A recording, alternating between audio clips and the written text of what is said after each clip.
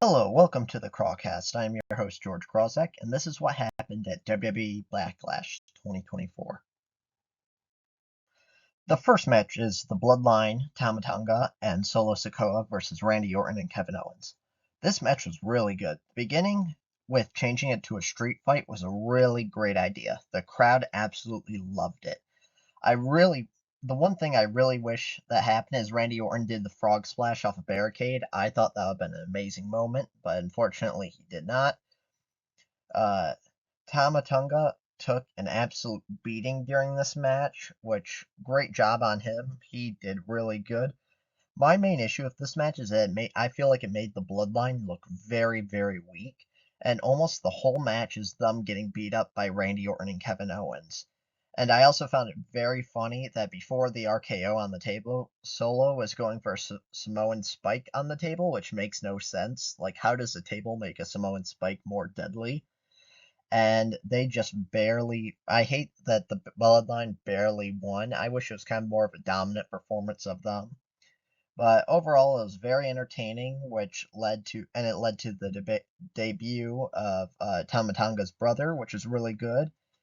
And like I said, my issue is that I hate that it made the Bloodline look so weak. The next match is Bayley versus Naomi versus Tiffany Stratton. I thought this was a fine match, especially at the beginning. You can see the vision of some really cool spots, but everything just seemed a little bit slow, a bit botched, and a bit sloppy. Like, for example, at the beginning, Bayley needed to do the sunset flip twice. There was a lot of like standing there just waiting for the next spot. And again, I can see the vision for it, and I just think the execution was just a bit sloppy.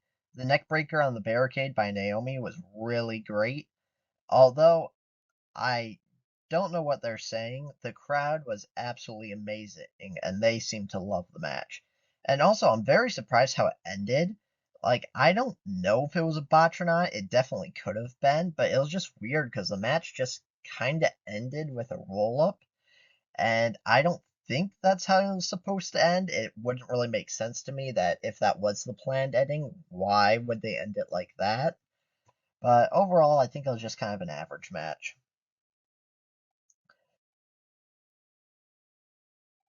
The next match is Jey Uso versus Damian Priest. I thought it was a fine match. I thought it would have been cool when JD McDonough came out and it distracted Damian Priest, Jay hit the frog or Jay hit the Uso splash. That would have been a cool ending, but they didn't do that. And I just thought it was kind of an average match. It's kind of exactly what you would expect out of a match from these two. And also, I hated how they had so many finisher kickouts. I know I said that in a previous video, but I hated how Jay kicked out of the Razor's Edge and the choke slam. And I think WWE really needs to get back to protecting finishers and not have everyone kick out of every finisher multiple times per match. Overall, I thought it was just an okay match, and Damian Priest retains.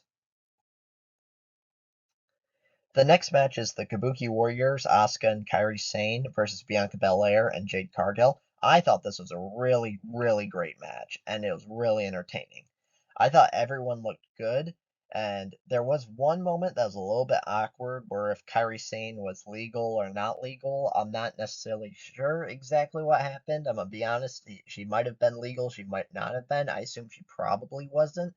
But overall, I thought they covered that spot decently well when they kind of had her tag out. Asuka did a few moves and then have her tag back in, and then they went back to the original spot. And the ending spot with Jade Cargill and Kairi Sane was absolutely perfect.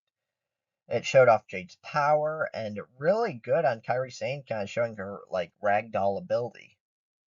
Overall, this is a really great match. I was really impressed with everyone, and congrats to Jade Cargill for presumably her first of many championships in WWE. The final match is Cody Rhodes versus AJ Styles. Overall, it was a really great match. There was a top rope spot that was pretty cool, but kind of botched. But I like how AJ Styles pivoted that into focusing on Cody Rhodes' back. The suplex on the apron was really, really great. During the powerbomb through the table, I feel really bad for AJ Styles because he landed right on top of a Prime bottle that they forgot to clear off, and that's really gotta hurt. Also, both of them breaking the count at the last second was really, really great spot. My favorite part of the match is that there was only one finisher. That is great. And like I said earlier, I think WWE has kind of started to ruin finishers by everyone kicking out of them. And it was just really great to see kind of the old school, hey, kicking out of finishers are rare and difficult, and you really shouldn't see them often. This was a really, really great match, by far the best match of the night. It is slightly ruined by the result never being questioned, but overall it was really good. My overall thoughts on the show is I thought it was kind of an average show with a great main event. The crowd was absolutely electric. That is one of the best crowds I've ever seen in WWE. And I just thought it was kind of an average B show, and that's kind of what you expect out of those. If you enjoy my thoughts and want to see more of this type of content, make sure you hit the subscribe button like it stole money from you. See you next time.